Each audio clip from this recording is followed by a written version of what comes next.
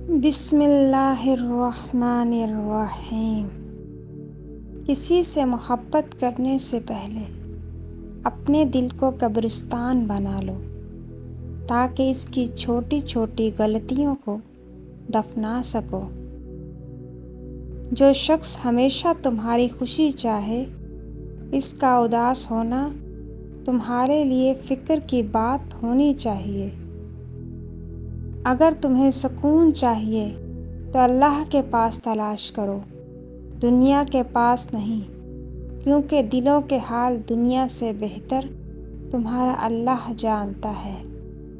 سب سے قابل نفرت وہ شخص ہے جو لوگوں میں عیب تلاش کرتا ہے۔ حالات اگر برے ہوں تو یقین رکھنا چاہیے، کیونکہ خدا جب کچھ لیتا ہے تو اس سے بڑھ کر نوازتا ہے۔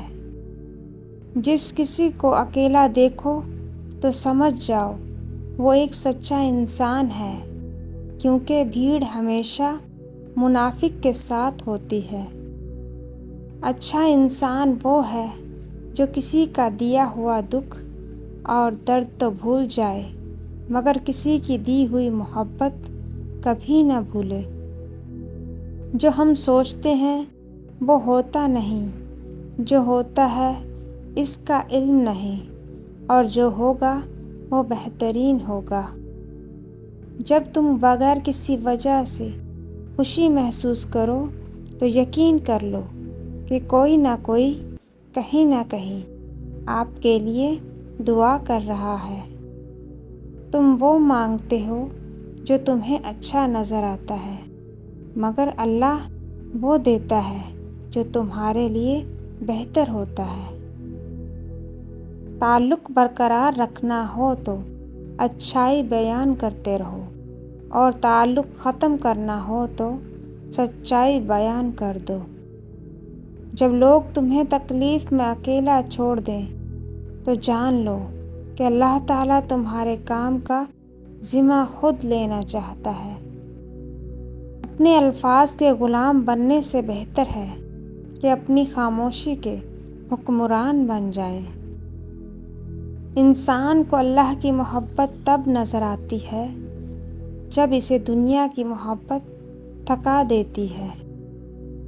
صرف دو لوگ آپ کو صحیح طرح سمجھ سکتے ہیں، ایک وہ جو آپ کے حالات سے گزرا ہو، اور دوسرا وہ جو آپ سے شدید محبت کرتا ہو۔